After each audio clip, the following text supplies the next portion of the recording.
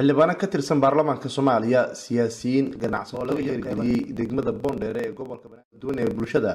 ayaa ka soo qayb galay munaasabada gudoomiyaha gobolka Banaadir ahna duqa magaalada Muqdisho mudane Cabdiraxmaan Cumar Cusmaan injineeriis ilaa hotelka cusub ee Himilo ayaa sheegtay in hantideeda ay ku maalgelisay dalkeeda hooyo in gabdhaha walaalahay oo dhinacayga taagan iyo ragga ay ku dhiiradaan waxa ay haystaan dalkooda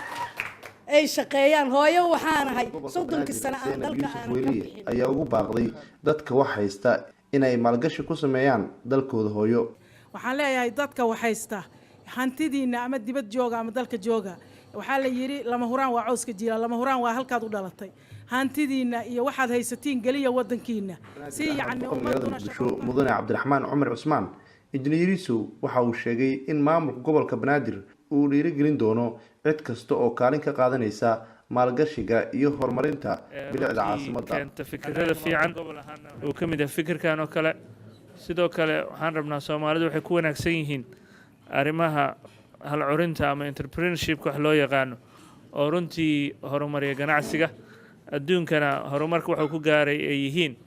fikirka ganacsiga iyo hal abuurka ganacsiga Soomaaliya marka Soomaaliya oo mid ah oo midowda waxay ku imaanaysaa qof walba oo kaalintiisa uu qaato marka dhammaan ummadana waxaan ugu baaqaynaa in horumarka iyo